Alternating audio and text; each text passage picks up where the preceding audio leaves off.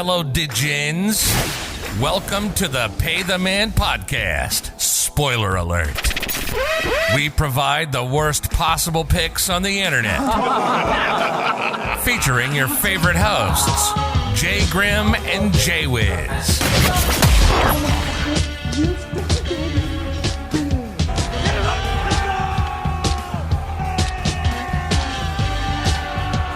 Yo, welcome back. Pay the Man, episode 9. This gotta be the biggest one yet. Big guest. Look at this. Bobby Buckets, the man himself, brilliantly dumb. I'm thrown back here. This guy's in my Zoom call. This is awesome.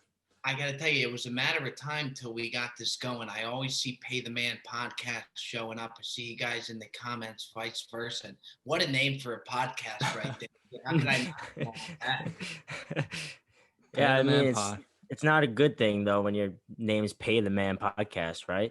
Oh, hey, you know what, though? It's intriguing. I think you guys ought to get that thing trademarked. You could really have something there. Yeah, we didn't even think about that. We got to do that. Rookie mistake. This is why you're here. We look up to you. We love hearing all your input and everything. This is it. There's your first one right there. I could just drop that knowledge and then leave, and then I did a good job. That's it. 100%. Little trademark. We'll write that down. Trademark. Yeah, that's interesting. That's awesome. All right, so usually our Saturday show, like everyone knows, we drop a couple of our picks that we like. We usually go through the slate. This time around, we're going to do 3 or 4 picks. We're going to drop our blocks of the week, underdogs, whatever you guys want to talk about. Wiz, what do you got over there for me? What are you liking this week? So the first game, I'm going to catch you off guard here. I'm going to go in the NFC East. And I already said, let's get the NFC East out the NFL. I mean, it's not even fair at this point. Really, but watch an NFC East game. Yeah, listen, if it's on the slate, I'm gonna bet it.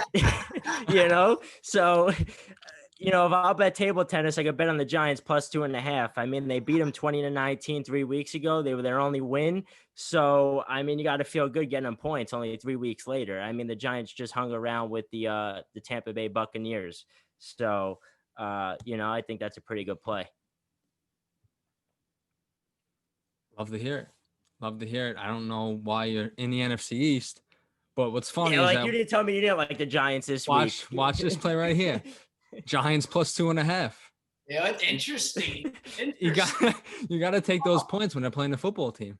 Boy, did this just get interesting here. Holy shit, you're throwing NFC East at us there. NFC East. It's like Mac. You always gotta have action on it. Was that Sunday night football game not one of the worst football games? The worst.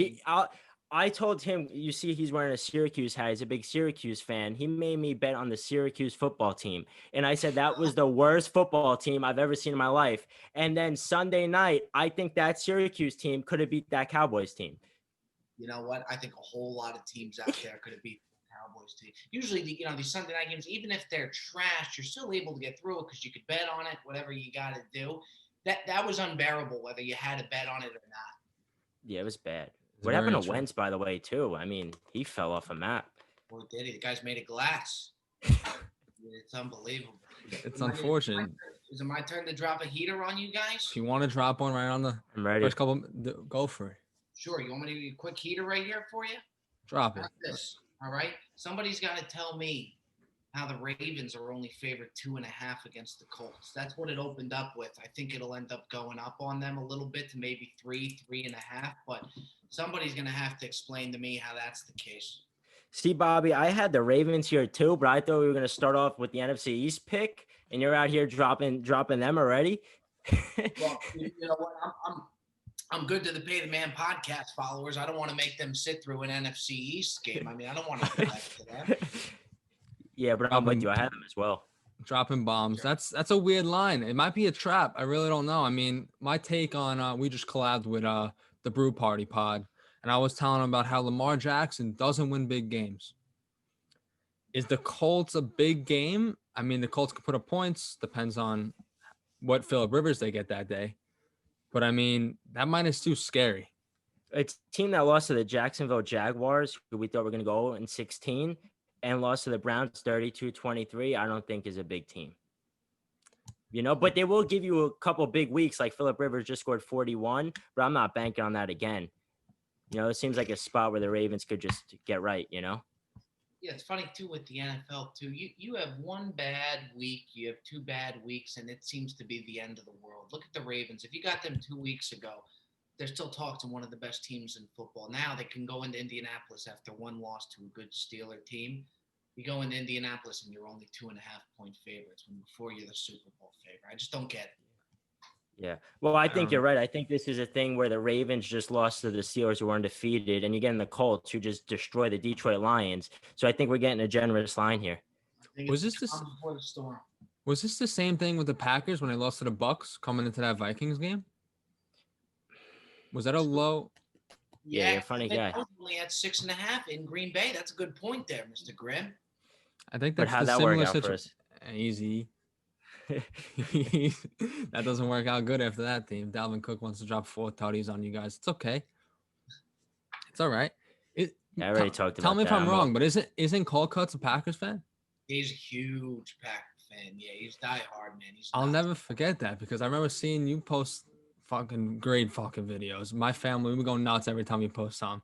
Oh, It's that's sick. awesome. But So I how's he remember feeling after that win? Oh, go ahead, mean, Grim. Sorry. that parlay you guys hit probably 2-3 years ago, maybe give or take a year and a half ago, whatever the math is. Colcutt's running around with the Jordy Nelson jersey on. I'll never forget that. Hysterical. It was right before we had to go to work, too. So Yep. we were all sweaty, I was in a ended up suit. going to work.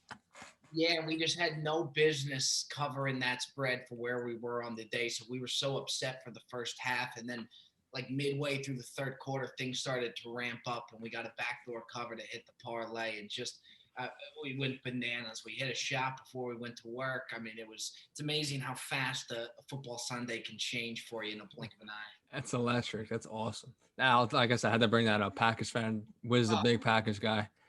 That's the first thing that came to my mind was that parlay. I was gonna ask, how's he feeling after yesterday's win? You know what? I think he definitely feels good. Before the game, he was just livid about the trade deadline, and he really wanted Fuller really bad. Me too. And I mean, I'm just between the draft and between not getting anybody on the deadline, it just amazes me that they haven't really got Rodgers to help that. You know, they're a Super Bowl contender. There's no doubt about it. You would think that they would be buyers. Maybe they just didn't get it at the right price. But he was beside himself. He was just livid.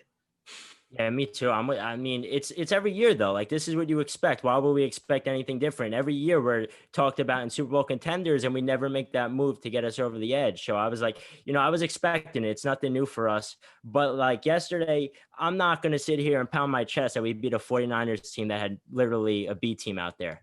So. But scary with them, we all know they can move the ball and fast too. I mean, they're dominant on the offensive end. Them against the run is a problem. Yes, so it's I horrible. Maybe they would go. So put somebody on the D line, get yourself a linebacker, something. I mean, because it's scary as far as from the defensive side of the ball. You get to a playoff game where they just keep Rodgers on the sideline the whole game. You got a problem. And how does Pett not get fired? That's the other thing. Yeah. I mean, I guess it's hard to fire them though when they're 6-2 now. Yeah, but how much more do you need to see? I mean, we're not adjusting. We can't stop the run. It's whenever somebody wants to run on us, that's it. Chalk it up. Wrong. I do agree with that. Correct me if I'm wrong, but I feel like we're in a similar spot. We both got good friends that are Packers fans that I feel like I know more Packers football than I do like the Giants. Yeah. It seems like both of our friends are nut jobs. Cold Cuts is a little bit of a whack up one. I'm sure he is over there, a little bit of a whack job too. No, Graham. He has his days. I'm sure he does. It's from Staten Island. What would you expect? Exactly. All right, let's jump into. So I could confirm that one. Let's jump into this real quick. Like I said, busting your balls to make this appearance. We look up to you. I've been watching since back in the day with the bagel bites, with the dental office videos. This is big. Not trying to fangirl, but nah, dude, I love it, man. It fires me up. It's great. We just want to show love all the way around. Just want to say how this got started. We were joining your TikTok lives. Correct. Dropping some gifts. Like I told you off stream, I had no idea what I was doing. I saw coins. I'm pressing gifts. I'm giving presents. You're getting fired up. It fired me up. I was recording this stuff. I was fired. It was great. But then it turns into now an everyday thing where people are coming in, dropping gifts. The Power 40 is a thing. It's just now this is like a lifestyle. You know what? It's so fucking funny because I do remember, like, I had really just gotten started with TikTok, so I would go on the lives and it would always just show up.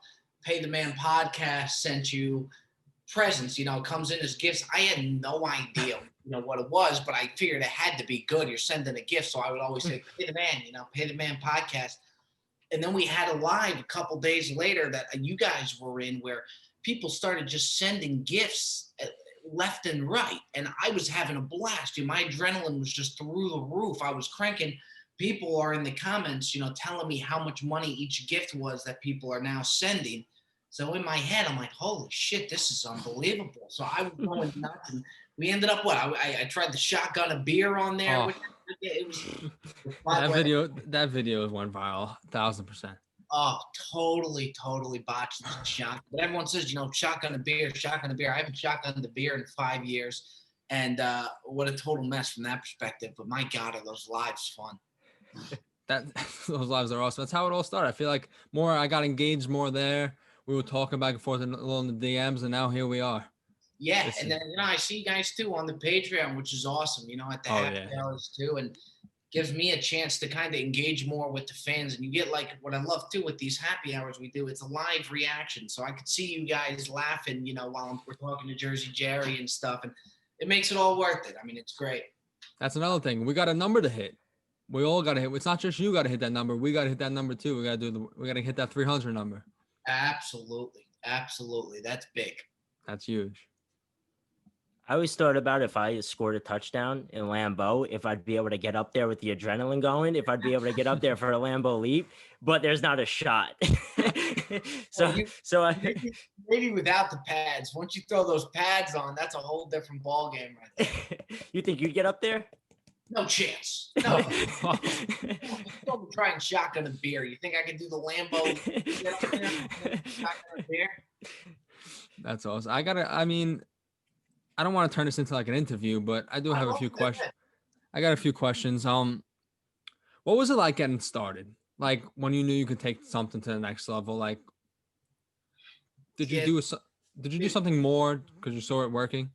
It's a really good question. I was working at the Four Seasons. I was a guest services manager at the Four Seasons, and the reason I wanted to be in hotels was work at these luxury hotels. The hands you're shaking and the people going in and out of there. I mean, it's pretty incredible. These guys are paying $500-$600 a night for a room. So I really wanted to get into that.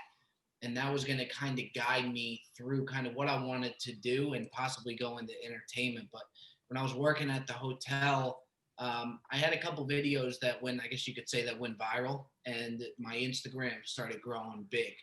To the point where I'd be working and some people would notice me, and, which was just still is bizarre for me.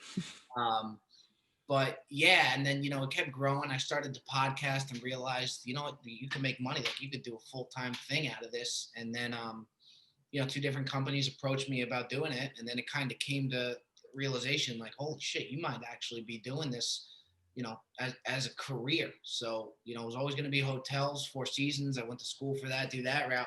Then it started kicking up, and I was like, man, like I could do this shit, That's great. That's very inspirational. To be honest, like we're doing this because we do this every day regardless. We're calling each other, talking sports. Every phone call we do is this. So we figured we put our heads together. Let's do something like this. We have people we can look up to and like base the way what we want to do through them, talk to them, especially you. We can talk to you and just get tips like that just to keep on building. Well, I'll tell you what's good with you guys too. I mean, it's one thing to say it. A lot of people always say we should start a podcast. I mean, you guys acted on it. I see you guys in the comments, you're putting the grind in there. And then you said you had to work. I mean, you come back from work, you're still doing it. And like I said, it's one thing to say it. Not many people go ahead and act on it. So you boys just keep pushing at it. You'll be making a name for yourselves, no doubt. That's appreciate. And that's like the crazy thing is the internet. Like you said, it changed everything for you. You never know what could happen with the internet. It's like all these TikTok famous people, it's. Dude, it's anybody for the stupidest video, for the smallest thing, right. can just literally pop off, and it could just it changes your whole life. What you guys do, which is really smart too. You know what you guys did? I even saw it. I said, what a good idea. You guys came into the Patreon where we do the happy hour. You put the Pay the Man podcast on the back. I mean, that's smart shit. I try to get it too. I couldn't get it. That's a smart thing to do. I swear to you, I saw that. I was like, oh shit, what a smart thing to do. Look, it's not like thousands of people are in that thing, but it's the fact that you're putting that up there. I mean, little by little. One person turns into two people tell all the people. It's a train. Hey, no doubt about it, baby. No doubt about it. When you first started realizing you were like the real deal, was this something that you like? Oh, let me phrase this the right way. Hold on. Let's see. The question was, when did you realize this was going to be your lifestyle? Like that you were set doing this entertainment wise? You know what? I would have to say when Barstool reached out to me, that's when it was like, all right, like you got something. Yeah. You know, I always thought that you know, and I don't mean it by any means in an arrogant way, but I always thought that the content that I was putting up there was different from anybody that I had seen on the internet, as far as it just has its own cadence, its own thing. 100%. You know, and I've always believed that. I always felt like something was going to come out of it. I didn't know at what point in my life it would, you know, what point it'll pop off. I mean, for me, I still feel like I definitely have a long way to go. But yeah, man, when Barstool came in, that's when it was like, all right, you know, this is turning up right now. That Barstool reaching out Awesome. to you, you know, you hit something. You hit something it was for. Dude, it's a really funny story. You know Liz Gonzalez from Barstool? Yeah, Okay. she's a Packers fan. Yeah, she's a huge Packer Yeah. fan. She used to do this thing called the Wine Walk Wednesdays, where she would walk around the city and interview a celebrity or an athlete while they drink wine and go around. And I was working at the hotel, and I was realizing, like, man, I'd really like to go into entertainment. The Instagram was starting to build up a little bit. I'm working at the hotel, and I see her with Sean Merriman. They're getting ready to do their Wine Walk Wednesday at our hotel. They were going to start there. Our security was giving them a problem about filming on our pool, on our grounds. So I'm watching this go down, and I walk over to her and take care of it and get it to where they're able to film. So I'm talking with her a little bit, and we're in the elevator. She could not have been nicer. Me and her are in the elevator, and I said, Liz, if you could do me a favor and just take a look at my Instagram, you know, I think you'll really like what you'll see. And she said, oh yeah, sure. What's the handle?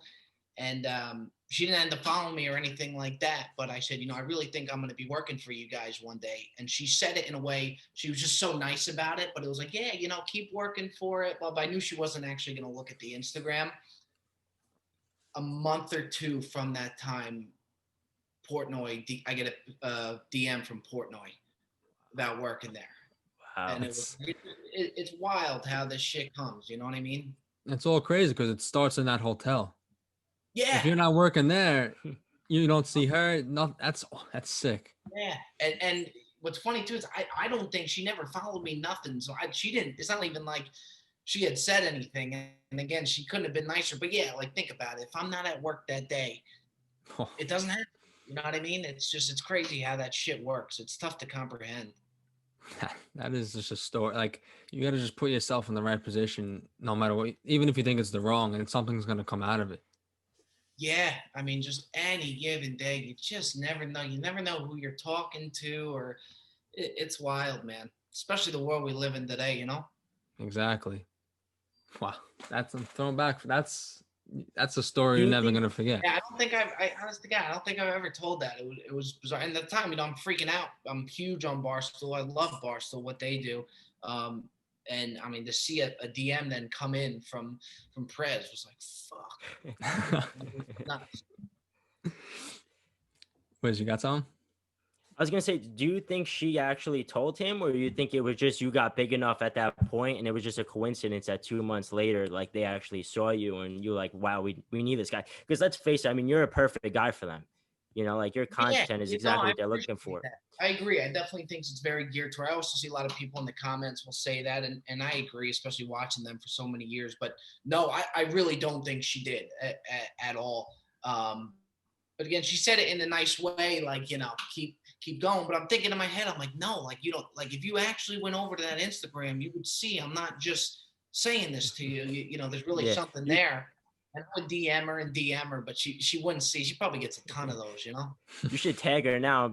When they actually messaged you, you should have sent that to her and be like, yeah, now I don't need you anymore. Yeah, no, dude, it's Thanks nuts. for nothing. It's nuts. But they did come and, look, who's to say down the road, we don't kind of revisit it. Who knows? That would be something. That being said, I think with Barstool is once you go over there, boom, like they're gonna put you with that platform. I mean, we all That's know like the top if you in this type of business. And you know what? Especially sports fans like us, guys our age and stuff. It's like you look at Barstool. I mean, they've always been the one that delivered the content that you chop it up with your friends about in the living room, rather than this politically correct like the ESPN type corporate sports networks and all that. Right. I mean, that's what we aim for, like that type of audience where it's like, we're not ESPN journalists, we're just guys who bet, try to win money, usually lose money, but yeah, definitely. Right. And you know what? People love that shit. People crave that shit because it's natural and it's raw. People love the gambling. I mean, it's especially with how big sports gambling is now. So it's huge now, bigger than it ever has been for sure. Are you on YouTube? Yeah. Okay. Yeah. That just reminded me of a little question. Thanks, Wiz. YouTube. That's something that takes so much effort and time to get off the ground. No doubt about it. I mean, you nailed it. That's something. Before I came to Bro Bible, I didn't know the type of grind that YouTube is.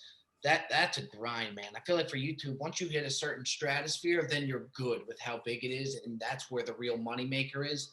But getting it to the point where you're making that's a grind. I mean, I'm suffering it now. I don't have a crazy amount of followers on YouTube. We have like 7,000 or something. It's it's a grind, man. It's slow. Plus the videos have to be a certain format too. Like it has to be good quality too, or they won't put it out in different, algorithms and all of that stuff. That's what I told him. I said it's the hardest thing is just getting it off the ground. Like they say on YouTube, the 100K is the hardest thing. And like once you reach that 100K, you're everywhere pretty much. But it's consistency. And then that's when the point where you get some real money coming in, because that's the thing with YouTube. It's probably it's the best way, financially, if you have a big following, to make money with the ads and all that. But like you said, Wiz, get into that first 100K. That's a grind. Yeah, we're trying to get to our first 50. You know what I mean? So we're at the bottom. You got to start somewhere. You got to. You just got to stick with it. It sounds cliche, but especially with that, it's. I mean, you guys could have a video tomorrow. Next thing you know, you have 50K. Exactly. That's why we try to put out the clips, because you never know what that video is going to be. So chop the living hell out of those clips. Don't stop. That's what I'm saying. Like, yeah, this is definitely gonna be a clip. But like, I feel like our main thing right now is doing collabs and joining other people's podcasts, joining other people's YouTubes. I don't know correct me if I'm wrong, but was that something you did, or were you straight yourself in the growing process? Yeah, to be honest with you, I didn't, and I wish I had. Even now, till this day, I got to get better at it. I started doing it, like even something as small as going on Instagram Live with somebody. Like my buddy Tyler Cameron, who was on The Bachelorette, he's got like 2-point-something million followers. You go on Instagram Live with them. His audience then combines with your audience, and now they want to see who's this guy that he's on the live with. So like doing stuff like that, and from the start, that's not something I really knew. I didn't really know the game and how this all worked till I really came on Bro Bible and learned a lot of the shit. But yeah, collabs are huge, and that's something that I didn't take advantage of early. That now I do understand the importance of going live with people, going on each other's channel. It benefits each party if you reach out with somebody similar following with you, say, hey, you want to post a story on each other's story, tag each other. You don't lose anything. You can only gain, How about that Forrest Galante vlog? How was that experience? Oh, dude, that's my guy. We ended up he's this big nature, animal guy. And me and Joey Colcutt showed up. Colcutt is in camouflage. And, Forrest didn't know what to expect. He just got off the Joe Rogan podcast where Rogan's all knowledgeable. spit, big time questions at him when here comes this guy from Jersey with not the slightest clue about animals unless it's a dog. And he embraced it though. That's why it did so well and why we got along so well, because he embraced who I was and understood that and played to that, and vice versa. We still talk till this day. The guy had chips and dip on the table and he's bringing out snakes.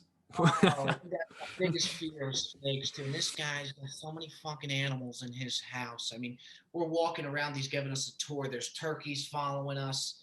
He's got turtles around the place and all types of shit. And I mean, it's just not my scene, but that's why it ended up being so good. I'm petrified of snakes, so of course he brought out a snake, and yeah, just that just shows us, like you said, you're not that type of guy, but you went out of your comfort zone to do something that could help you and him also in the long run. Totally. It's the best type of content. And even he enjoyed it, because everybody that he works with are Animal Planet people that knows animals, knows the environment and how everything works. When here comes this guy with not the slightest clue, fearful of 90% of the animals he has running around his house. And he embraced it. And again, we've become really good friends since. That's what I mean. Like, we just got to keep on chugging, keep on going. Look, you guys are doing it the right way. Just keep plugging away at it. Be amazed too, especially nowadays with the time that people have, to jump on a Zoom call. It doesn't matter how many followers you have or whatnot. People have time right now. They're at home. So especially with the Zoom, how big that is, you'd be surprised how many people you could pull regardless of whatever following you got. Just keep plugging. Exactly. We just recently got one of the UFC lightweight, John McDessie. He came on last night. We posted that on YouTube. Just Bingo. Keep on asking, and see if people want to do it, they're going to come on. They're all looking to help us out, and we greatly appreciate that.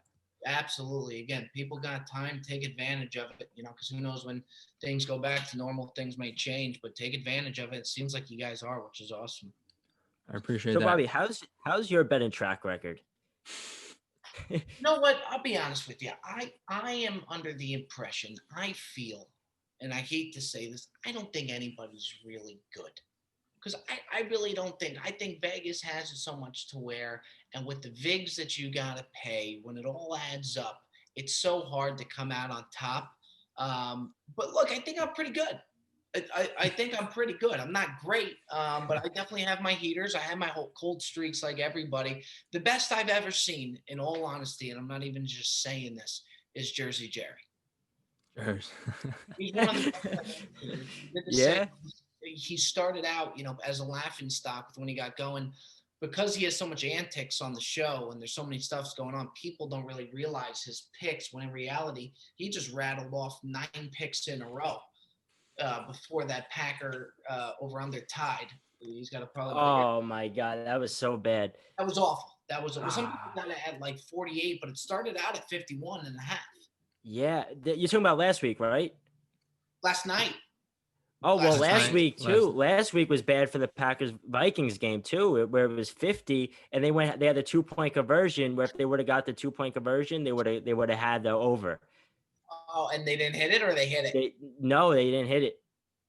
It's brutal, man. It's brutal, but it's so much fun. You can't deny, win or lose. But I mean, gambling, you could put a bet on a game that nobody cares about, and it makes it fun. There's right, like the NFC East. Yeah, there we go. You know how many people were watching that game Sunday night solely because they had a bet on it? Oh, probably 99% of the viewers, besides the 1% of the fans of the team. There we go. Bingo. What we're gonna try and do? What do you got? I was going to say, but you're absolutely right. Like a lot of the times where you think, oh, wow, I had a great week. I won $1,500. You're feeling that heat. And then the next week you go lose $2,000 and now you're down 500. Oh, so it's impossible. People telling you about the parlays that they hit and that they don't tell you about the losses. I promise. Right. Like they'll hit the over under 2.5 touchdowns. This guy ran for 97 yards. I had 3.5 field goals and all those crazy parlays, but they don't tell you that they do that every single night. Yeah, that's their first 1 out of 10. Yeah, right. When you hit it, there's nothing else like it. You feel like a whiz. well, what we're gonna try and do towards the end, like we're gonna wrap this up towards the end of the episode, with people that bet, I want to start doing. Do you have one crazy bet story off the dome that you can think of right now? I'm throwing you off guard because I don't think we spoke about this before. But if you got it, you got it. Is there Yeah. one story? I told this one on the way back on the podcast. Me and Joey Colcuss were working at the Four Seasons, and the Utah Jazz were staying with us, and I was the guest services manager, so I was in charge of doorman, bellman, valet, all of that. They were getting ready to go to the Staples Center for a game, and they stayed by us because we're right by the Staples Center, and we have what's called the bag pull, to where all the players put their bags outside the door before the bus leaves to the Staples Center, and I have my bellman go around and pick up all the bags. Somebody goes by Rudy Gobert's. One of my guys goes by Rudy Gobert's room, and Gobert never put his bag outside. So the bus leaves, the Jazz go over to the Staples Center. About 45 minutes before game time, I get a call from one of their guys, and he said, Rudy doesn't have his shoes. Well, I said, did he put his bag out? And Rudy never put his bag outside the door. So I was like, fuck, like it was my department. So like I had to now take his bag, which we now had, it was in his room, take it to the Staples Center before the game started. So it just so happened at the Four Seasons, like straight out of a movie, we had a Maserati promotion going on, to where we had like 5-6 Maseratis that we were allowed to just give out to guests. You know, if the guest had a problem, we can give them the Maserati for the day. They could drive it around. So I went to our valet booth. I took the Maserati key. I take Gobert's bag. I put it in the car. I load up the Maserati, and I just start flying down to the Staples Center, like something straight out of a movie. I call Cold Cuts, who's working at the restaurant at the Four Seasons, and I was like, Cold Cuts. He's like, well, he's like, where are you going? And I was like, I'm driving to the Staples Center. I'm getting Gobert his shoes. He doesn't have his shoes.